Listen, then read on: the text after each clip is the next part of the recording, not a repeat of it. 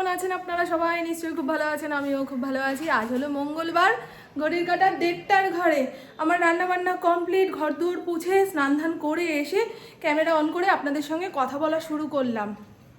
আজকে এত তাড়াতাড়ি রান্নাবান্না সারলাম কেন? ইন্দ্র পরপর 3-4 দিন খেয়ে দিয়ে কলকাতায় যাবে, তা রান্নাবাড়ি করে রাখলাম। এখন যদি সময় পায় তো খেতে আসবে, আর না হলে যাদের সঙ্গে বেরোবে তাদের সঙ্গে রাস্তার কোনো হোটেলে খেয়ে নেবে। আর কালকে রাতে মারাত্মক বৃষ্টি হয়েছে। দোলের আগে এরকম একটা ঝড় তুফানওয়ালা বৃষ্টি হয়, না হলে ওই গাছের সঙ্গে যে শুকনো পাতাগুলো ডালগুলো লেগে রয়েছে সেগুলো তো ভেঙে চুরে পড়বে না। আর ওগুলো ভেঙে চুরে না পড়লে বাচ্চারা দোলের আগে ন্যাড়াপোড়া করবে কি দিয়ে? প্রকৃতি সব সিস্টেম করে রাখে যে কোনো উৎসব অনুষ্ঠানের আগে। আর আজকে চাতরায় শীতলা পুজো। এর আগের বছরে তো ওই সমাধির সঙ্গে গেছিলাম শীতলা পুজো দেখতে। আমাদের এখানে অনেক লোকজন যায় সকালের দিকে জল ঢালতে। আমার আবার সকালে যাওয়া হবে না, সন্ধেবেলায় যে ওই শীতলা মায়ের ওখানে সন্ধ্যা আরতিটা হয়, আর বছরে দেখেছি তো এত ভালো লেগেছে, তা ভাবছিলাম একাই যাব না কাউকে বলবো। তা দেখি সমাধি একটু আগে ফোন করলো, ও মামন যাবে নাকি? আমি চলো, ওর আবার নাতনি রয়েছে, তাড়াতাড়ি বেরোতে হবে, আবার তাড়াতাড়ি ওকে আসতে হবে। আগে দেখিয়ে দিই দুপুরে কি কি রান্না করলাম। ইঁচড় আলুর তরকারি, একটু পাতলা পাতলা অল্প তেল মশলা দিয়ে রান্না করেছি। এর মধ্যে টমেটোটা বেশি করে দিয়েছি, বুঝেছেন? কারণ ইন্দ্র ওই 2-2:30-এর মধ্যে খাবে, তো খেয়ে দিয়ে রাস্তাঘাটে বেরোবে, মশলাপাতি দেখলে রেগে যাবে, বুঝেছ? ওর জন্য সবসময় এরকম টেলে মশলা ছাড়া তরকারিপাতি হলে ভালো হয়। কিন্তু আমি তো আবার ওরকম খেতে পারি না, একটুখানি রংচং না হলে খুব ভাল লাগে। কালকে বোয়াল মাছের তরকারি করেছি কাঁচা লঙ্কা দিয়ে, সে কালার আসেনি, আমার খাওয়ার সময় কেমন যেন লাগছিল। একটুখানি কাশ্মীরি রেড চিলি পাউডার দিয়েছি। আর এই হলো উচ্ছে ভাজা, আজকে ইন্দ্রকে দেবো। আমি কেন প্রত্যেক দিন এই বিষ খাবো? ইন্দ্রকেও খেতে হবে, যেমন কারি কারি আনে তেমন ভেজে সেদ্ধ করে তরকারি পাতির মধ্যে দিয়ে উচ্ছে খাওয়াবো। আর একদম সরু সরু ওই সজনে ডাঁটা এনেছিল, আলু দিয়ে পোস্ত করেছি। এটা খেতে খুব ভালো লাগে। মোটা ডাঁটার থেকে এরকম সরু ডাঁটা, মানে সবে সবে উঠছে যে সজনে ডাঁটাগুলো, সেইগুলো দিয়ে আলু পোস্ত করলে খুব ভালো লাগে, একটা সুন্দর গন্ধ বেরোয়। ভাত হয়ে গেছে, ফড়িংয়ের ভাতটা একদম শেষে চাপিয়েছি, এটাকেও করে নাবাতে হবে। ইন্দ্র বেরোনোর আগে রঙ্গিলাকে খেতে দিয়ে বেরোবে। আমার হাতে রঙ্গিলা খায় না, মানে আমার ডাকে সে সাড়াই দেয় না, বুঝেছেন? হাঁপিয়ে যাচ্ছে কেন বাবা এত? আজকে আর গরম জল দিয়ে স্নান করতে হয়নি, জানেন? প্রভু তো অনেকদিন আগেই ছেড়ে দিয়েছে গরম জল দিয়ে স্নান করা। শীত যখন লাগবে তখন শীত স্নান করবে না, কিন্তু যেই শীত কমে যাবে তখন ঠান্ডা জল দিয়ে ওদের স্নান হয়ে যায়। ও পরিষ্কার করেছে আজকে খাট বিছানা, বুঝেছেন? পাশের বাড়ির ওই বাগান নষ্ট হয়ে গেছে বৃষ্টির জলে, আছাড়ি পাছাড়ি খেয়ে। দেখুন না ফুল গাছের কি অবস্থা, এরপরে তুলে ফেলে দিতে হবে। আমাদের পাশে যে লেবু গাছটা রয়েছে ভরে ফুল এসছিল, কালকে এক ঝটকায় সব নামিয়ে দিয়েছে, শেষ, একটা ফুল নেই। যাদের আম গাছে ভরে মুকুল এসছিল এই কালকের হাওয়া বৃষ্টিতে শেষ। কি হলো? বৃষ্টিটা ঠিক টাইমে হলো না, কিন্তু আর একটুখানি আগে কিংবা পরে হলে ভালো হতো। সুজাতা বলছে না গো বৌদি, এখনো বোলগুলো রয়েছে, থাকলে কি হবে, বৃষ্টির জল পড়েছে তো পচে যেতে পারে। ঠিক টাইমে বৃষ্টি গরম না হলে এই ফল ফুল ভালোভাবে পাওয়া খুব মুশকিল, তাই না? আমার রান্নাঘর, ইন্দ্র বলছে রাগের চোটে সব ভেঙে চুরে দিচ্ছ নাকি? আমি না গো শোনা, আমি ভাঙবো চুরবো না, নিচে থেকেই খুলে পড়ে যাচ্ছে। এই যে এখানকার খুলে পড়ে গেছে। এখন এইটাকে সাইডে করে না রাখলে আমার পায়ে পড়লে তো ব্যাস। তুমি তো করে দাও, হাতে বন্ধ না হয়, ঠিক আছে? ঠিক আছে, যে কোনো রাত তুমি করে দাও, ঠিক আছে? ঠিক আছে, ঠিক আছে। তুমি বলে দাও দাঁড়িয়ে বন্ধ না হয়, ঠিক আছে? ঠিক আছে, আস্তে আস্তে খাও, আস্তে আস্তে খাও। গুড ইভিনিং, শুভ সন্ধ্যা। ঘড়ির কাঁটা 6:30টার ঘরে চাতরার শীতলা তলার পুজো দেখতে যাব বলে রেডি হয়ে নিয়েছি। সমাধি একটু আগে ফোন করেছিল, মামন আধা ঘন্টার মধ্যে তোমার বাড়ির সামনে আসছি। বাড়িতে আসবে না, কারণ ফড়িংকে খুব ভয় পায়, আর এখন ফড়িংকে ঘরে ঢুকিয়ে সমাধিকে বাড়িতে বসিয়ে যেতে গেলে দেরি হয়ে যাবে। আমার নয়, আমি যখনই ফিরি না কেন কোনো অসুবিধা নেই, কিন্তু সমাধির ঘরে ছোট্ট নাতনি রয়েছে, তাকে ফেলে যাচ্ছে তো বাড়ির দিকেই মন পড়ে থাকবে।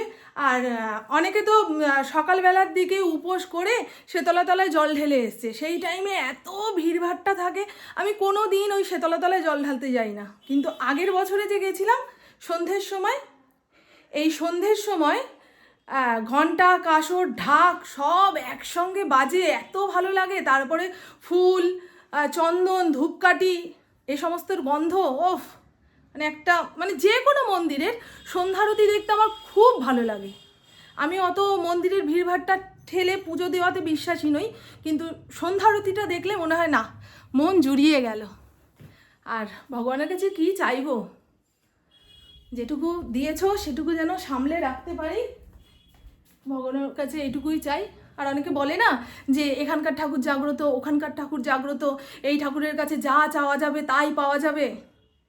ঠাকুর জাগ্রত তাকেই বলবো যেই ঠাকুরের সামনে গেলে আমার আর চাওয়া পাওয়া কিচ্ছু থাকবে না, কারণ মানুষের চাওয়া পাওয়ার শেষ নেই। আজকে এটা পেয়ে যাব, কালকে আবার ওটা পাওয়ার জন্য ঠাকুরের কাছে যেতে হবে। ঠাকুরের সামনে যাব মানে আমার সব চাওয়া পাওয়া শেষ, ভাববেন সেই ঠাকুরই জাগ্রত।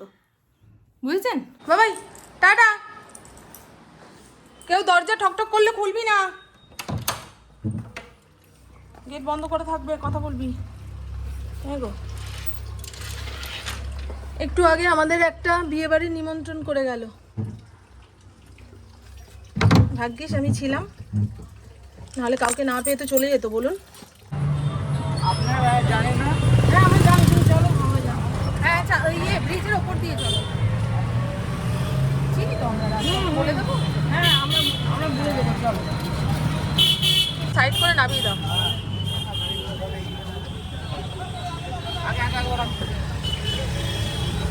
মাতব্বররা সব দাঁড়িয়ে রয়েছে, মাতব্বররা জায়গা থাকলেও দাঁড়াতে দেবে না, নাহলে ভলেন্টিয়ার লোকে জানবে কি করে অত্যাচার না করতে হবে না, বলো।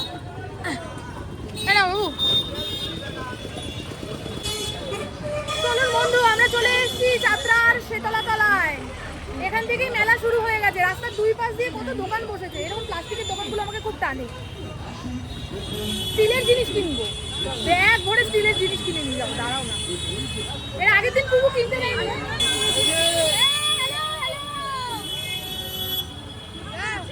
হ্যাঁ হ্যাঁ ভালো আছি, টাটা। হ্যাঁ হ্যাঁ হ্যাঁ হ্যাঁ, ওপর থেকে ডাকছি, ও মামন্দি, ও মামন্দি। ঠিক আছে, এই দেখুন দারুণ ভিড়টা দেখাই, সাইডে আসো, সাইডে আসো, ভিড়টা দেখাই।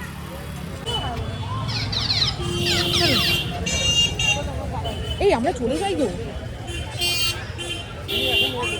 এই দেখো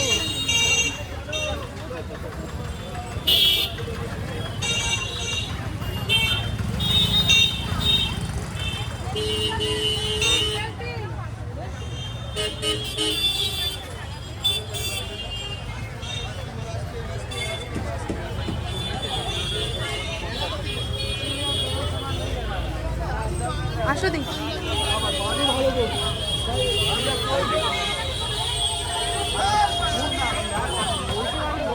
হ্যাঁ আজকে তো ভিড় হবে, আজকে অষ্টমী তো, মানুষ ঠাকুরও দেখবে আবার মেলা থেকে জিনিসপত্রও কিনবে।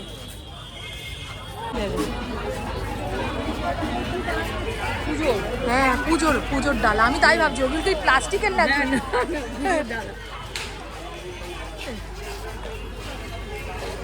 এই মেলা অনেক বড়, কদিন থাকে গো, কদিন থাকে মেলা? মেলা কদিন থাকবে? আরো দুদিন থাকবে।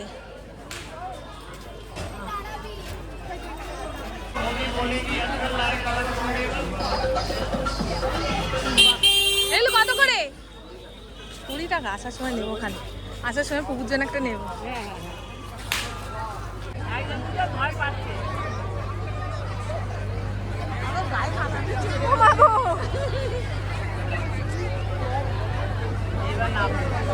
সব যত লোক না চেপেছে তার থেকে বেশি লোক দেখছে, জিনিসটা নতুন তো।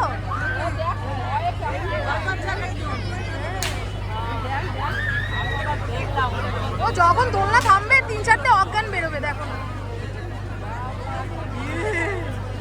এই দোলনা দেখেই যেন কেমন মাথা ঘুরাচ্ছে। চুপচাপ দাঁড়িয়ে দেখতে ইচ্ছা করছে, জানো তো?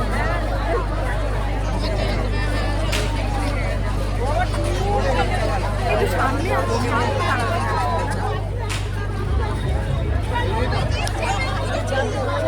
চলো তো, এই দিদি সামনে আসো তো,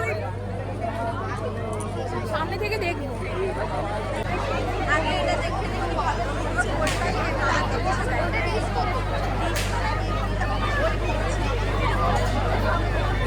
সব অল্প বয়সী ছেলেমেয়েরা ওইটার মধ্যে বসেছে। ওদের মনের জোর, শরীরের জোর আমাদের থেকে অনেক গুণ বেশি। আমরা দেখতে দেখতে মাথা ঘুরে মনে অজ্ঞান হয়ে পড়বো, আর ওরা হাসছে এবারে, দুনিয়া জয় করে ফেলেছে।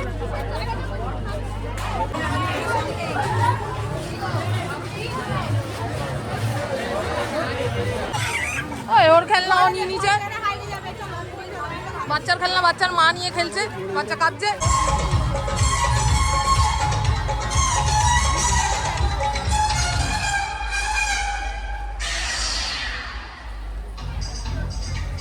মায়ের সঙ্গে দেখা করো।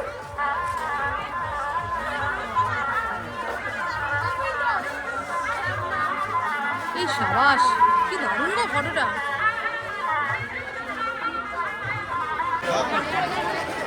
কোথা দিয়ে গো প্রবেশদ্বার? এইটা দিয়ে যাই, চলো।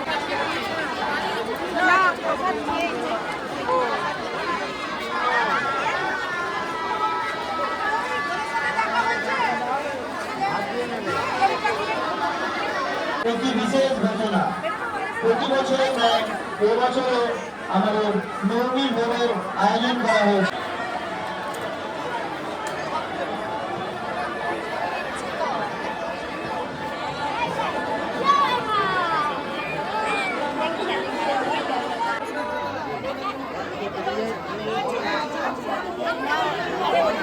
আরে আপনি এখন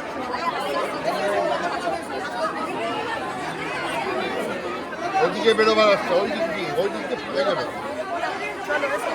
কেউ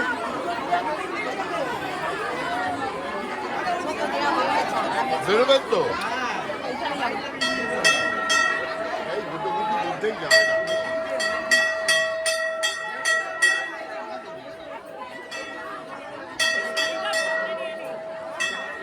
জুতো এদিকে রেখেছি তো, ওই জন্য তো এত। আরে এইটা দিয়ে গেলে দুটো কোথায় রেখেছি?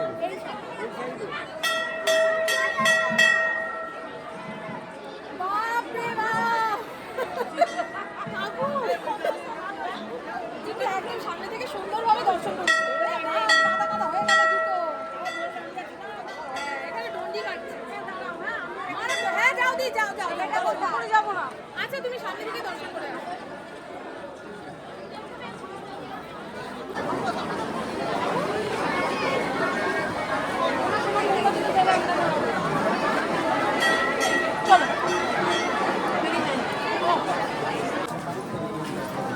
কত স্টিলের বাসনের দোকান বসেছে, দরদাম করছে কিন্তু পোষাচ্ছে না।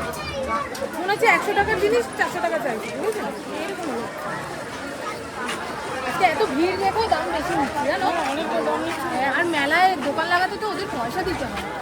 লাভটা না রাখলে কি করে হবে? লাভটা কোথা থেকে রাখবে? মানুষজনের থেকে বেশি বেশি দাম নেবে। যারা দরদাম করতে পারে তাদের ভালো, আর যারা দরদাম করতে পারে না ওই একদামে কিনে নিয়ে চলে যাবে, ঠকবে। অনেক দেরি হয়ে গেছে। এই ছোট জিলিপিগুলো কত করে গো? 250। এর মধ্যে পার্থক্য কি আছে? এগুলো খেতে ভালো হবে? আমাকে দিন তো এটা।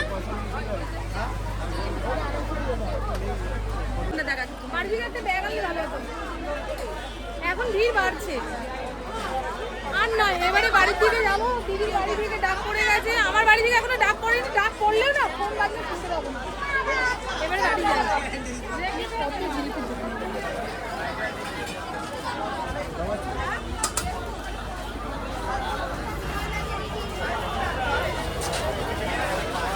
এই চুলে টান লাগছে আমার। দেখাই, হ্যাঁ মেলা থেকে কি কি কিনেছি।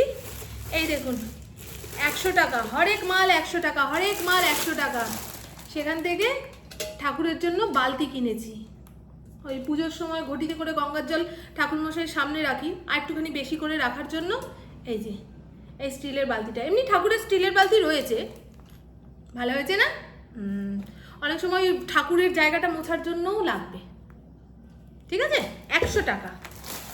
এনেছি 50 টাকার ছোট্ট ছোট্ট চালের গুঁড়ি দিয়ে বানানো জিলিপি।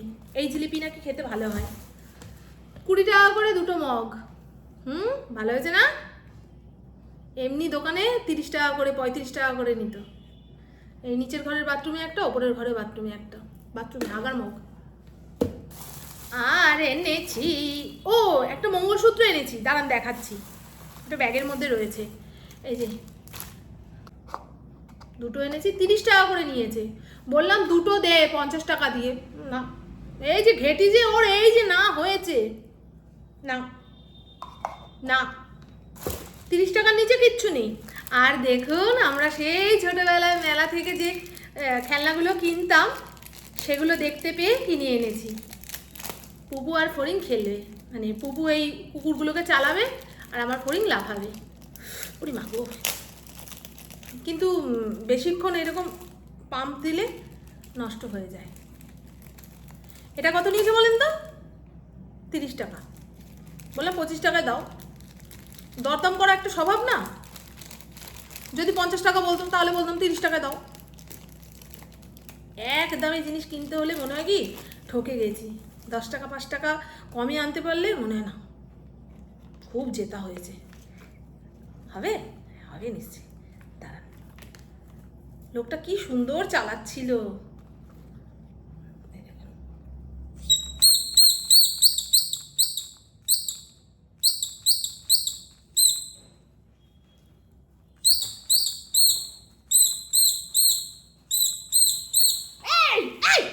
কুত্তা খেয়ে নিচ্ছে, কুত্তা দেখেছো তো?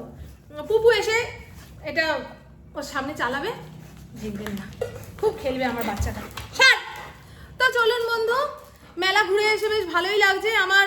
মানে ভালো ভালো জায়গার থেকে মেলা ঘুরে আসলে মন ভালো লাগে। টুটি ফুটি জিনিস কিনে আনবো, সস্তার মাল বস্তা ভরে আনবো। বেশ, এই দেখো কোথাও উঠে গেছে, পরে দেবো। তো চলুন বন্ধু, হ্যাঁ, আমার বকবক আজকের মতন এইটুকুই। আপনারা সবাই খুব খুব খুব ভালো থাকবেন, নিজের শরীরে খেয়াল রাখবেন, সুস্থ থাকবেন, আর অল টাইম স্মাইল করতে হবে। টাটা, খুব ভালো থাকবেন। পুপু ওপরের ঘরে রয়েছে, এখানে জিলিপি খাই। তুমি এরকম করছো কেন? খেলনা এনেছি তোমার জন্য, খেলনা এনেছি মা, তোমার কথা ভুলিনি।